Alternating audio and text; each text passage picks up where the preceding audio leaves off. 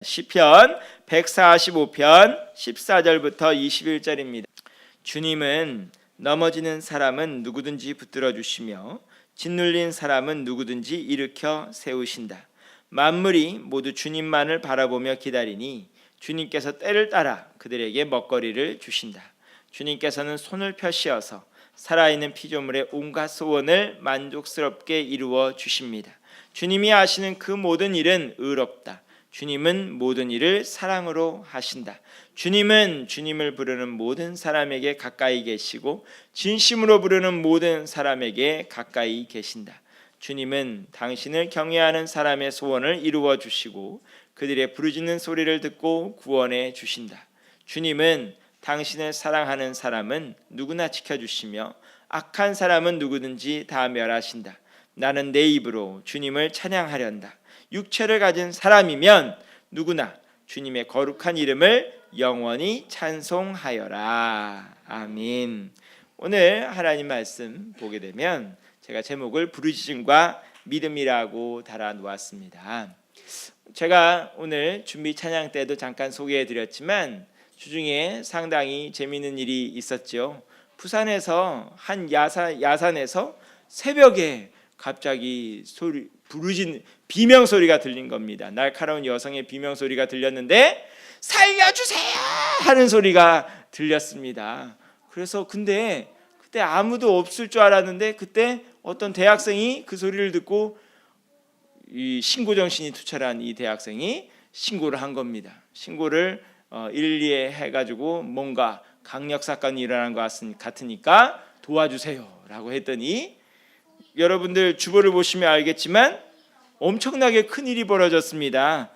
부산 남부경찰서, 연제경찰서, 부산 진경찰서 3개 경찰서에서 경찰들이 총출동을 해가지고 당직 형사 30명, 112 타격대, 지구대 경찰관 모두 합해서 70명이 황명산에 총출동을 하여서 이잡듯이 뒤졌는데 그때 마침 비도 내리고 그 안 좋은 일기 상황에서 3시간 동안 이 피해자를 찾고자 노력을 하였습니다. 그런데 알고 보니까 이 비명 소리의 주인공은 어떤 사람이었냐? 취업준비생이었는데 대학을 졸업하고도 오랫동안 취직이 안 되니까 모처럼 산에 놀러를 갔다가 뭐 한 걸까요? 하나님께 부르짖은 거죠. 하나님 살려주세요.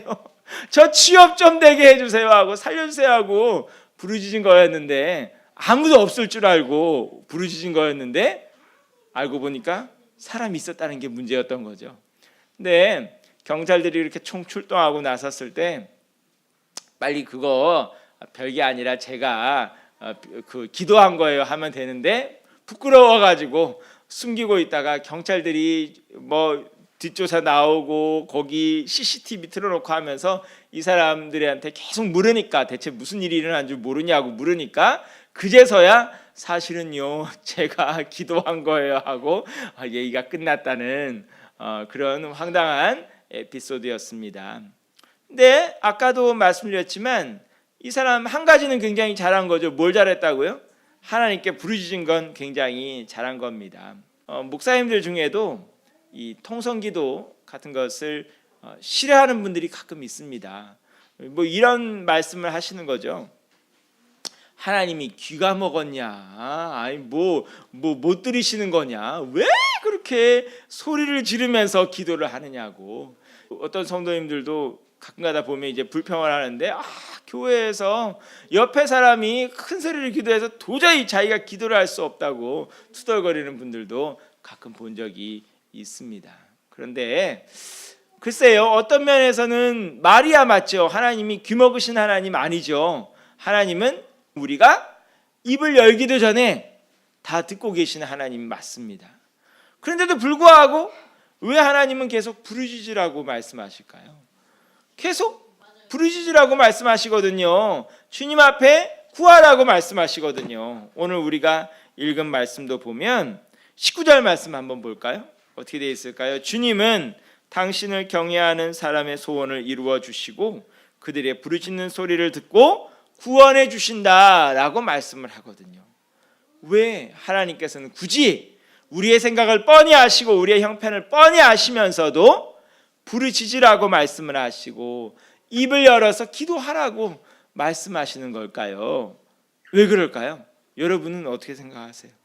이스라엘 백성들이 광야에서 돌아다닐 때 하나님께서 그들에게 맨날 만나라는 것을 내려주셨습니다. 만나라는 걸 내려주셨죠. 어떻게 생겼는지는 아무도 모르고 어떤 맛인지도 잘 모릅니다. 성경에 어느 정도 힌트가 나와 있긴 있으나 그것만으로는 가늠하기가 많이 힘듭니다. 만나라는 뜻 자체가 뭘까요? 만나가? 이게 뭐야? 가 만나입니다. 이게 뭐야? 맨날 하늘에서 하나님께서 내려주시는 양식 이게 뭐야를 먹고 자란 그 백성들 하나님 앞에 감사할 줄을 알았을까요? 감사할 줄은 몰랐습니다. 아침에 일어나 보면 만나가 늘 떨어져 있고 당연하게 생각하고 죽고 그거 갖고 떡도 만들고 튀겨 먹기도 하고 이것도 만들고 저것도 만들면서 배부르게 살았지만 하나님 앞에 감사할 줄을 몰랐습니다. 가끔 가다가 그런 상황에서 하나님께서 목마르게 하십니다.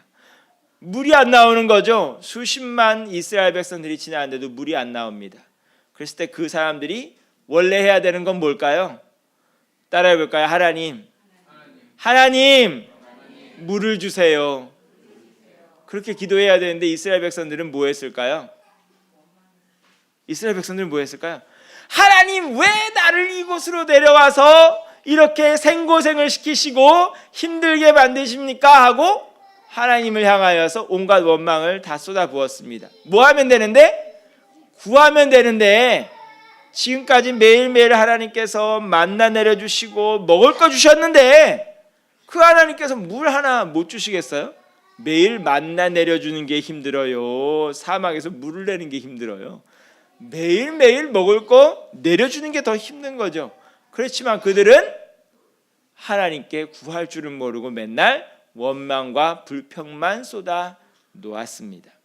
하나님께서 그들을 가르치시기 위해서 여러 가지 시도를 하였으나 그들은 매번 똑같은 자리에 머물러 있을 뿐이었습니다. 오늘도 하나님께서는 우리 인생 가운데 구멍들을 내십니다. 고의로 구멍을 내십니다. 이 땅에 완벽한 사람이 있는 것 같아도 완벽한 사람은 하나도 없습니다. 뭔가 한 가지씩 인생 삶 가운데 부족한 것들이 생기게 만든다는 거죠. 근데 그 부족한 것들을 가지고 하나님께서는 부르짖게 만드시는 건데 부르짖게 만들고 하나님과 대화하게 만들고 자신이 정말 하나님의 은혜를 자신의 스스로 사모하게 만드는 것인데 그 기회를 활용하지 못하고 뭐래요? 불평하기 시작한다는 거죠. 하나님 왜부터 시작을 해가지고 하나님 어떻게까지 하나님 앞에 온갖 불평만 쏟아놓을 생각만 하고 있습니다. 하지만 하나님께서는 분명히 그 부르짖을 제목을 놓고 어떤 일을 일으키시냐?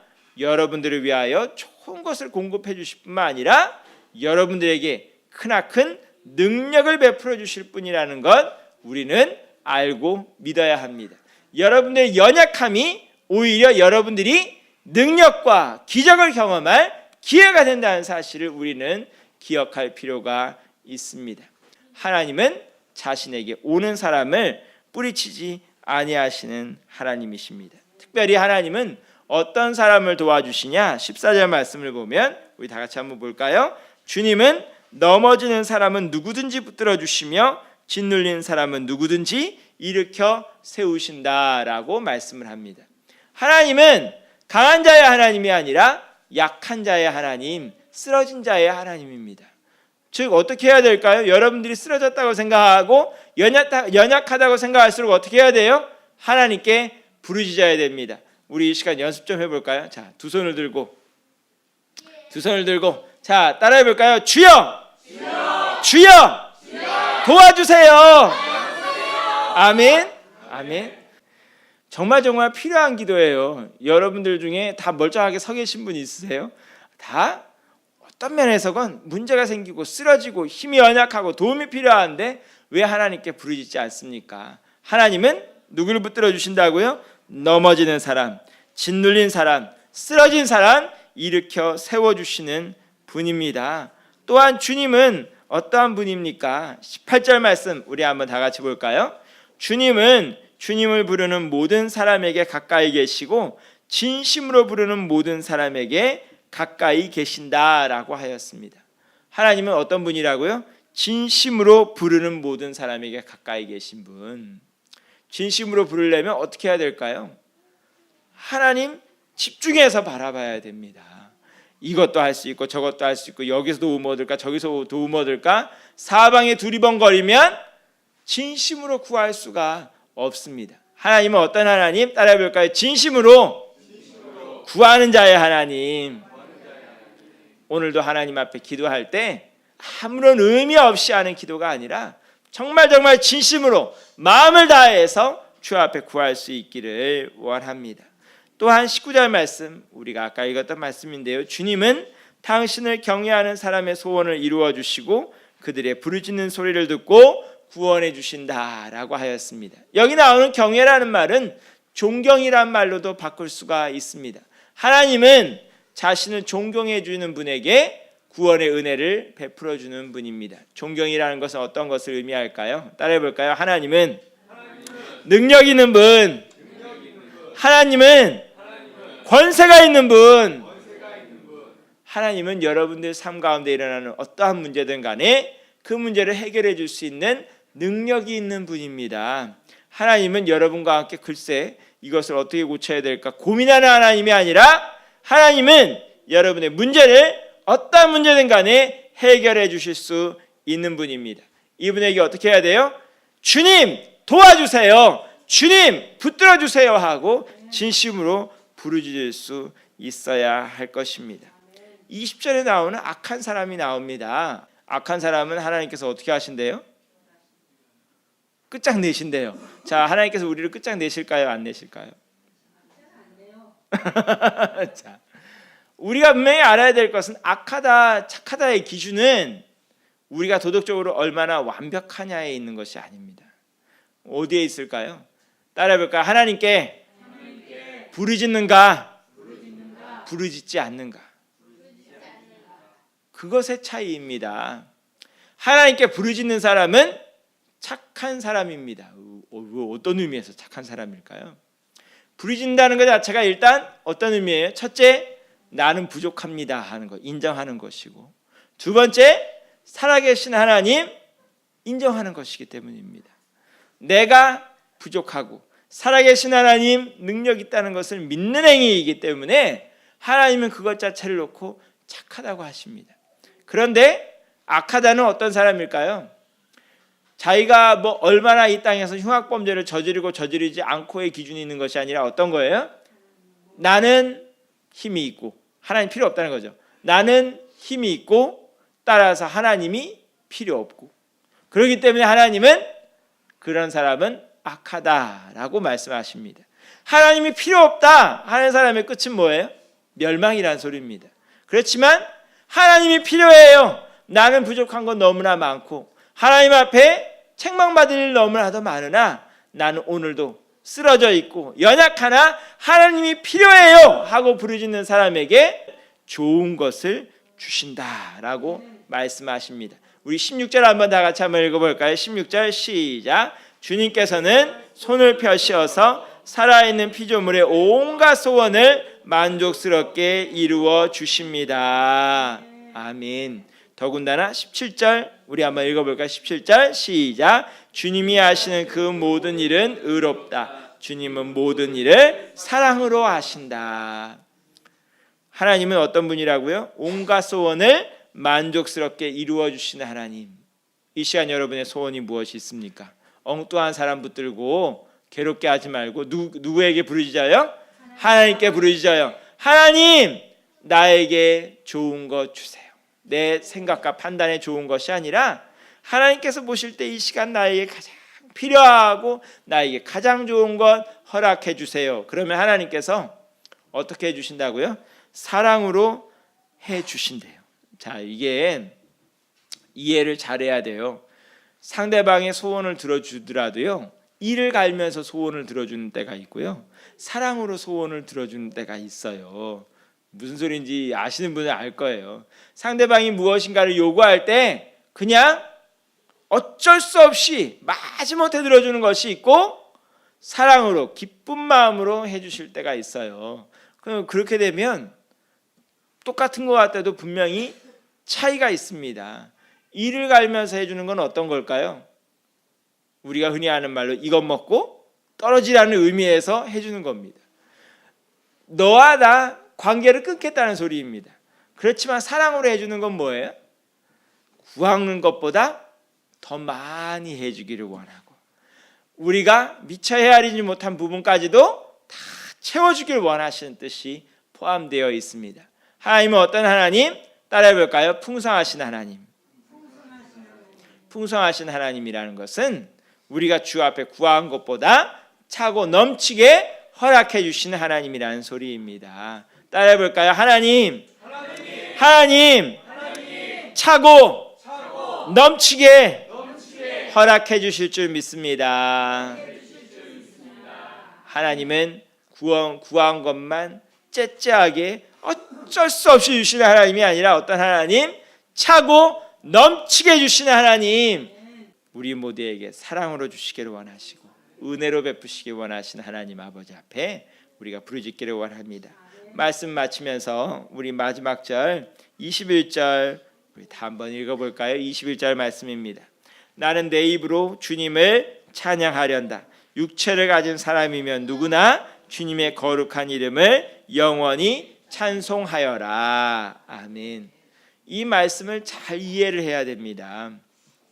많은 분들은 시편에 하나님을 찬양하여라 라는 명령형 말이 나오니까 야, 나 찬양해 하고 협박하는 것처럼 그렇게 이해를 하는 분들이 자꾸 있어요. 하나님을 찬양하라고 명령은 하셨지만 이 말은 우리가 찬양할 마음도 없는데도 윽박질러서 찬양을 받으시겠다는 말씀이 결코 아니에요. 하나님은 어떤 하나님일까요? 우리를 하여금 찬양할 수 있도록 만들어주시는 하나님. 어떤 하나님이라는 소리예요? 좋으신 하나님. 우리의 삶 가운데 기쁨과 평안을 주시길 원하시는 하나님이라는 것을 우리는 반드시 기억해야 됩니다. 따라해 볼까요? 하나님은 내게 은혜를 주신다. 하나님께 부르짖어 볼까요? 하나님, 내게 은혜를 주세요. 평강을 주세요. 복을 내려주세요. 부르짖는 믿음이 있는 여러분들이 될 수 있기를 간절히 축원합니다. 기도하겠습니다.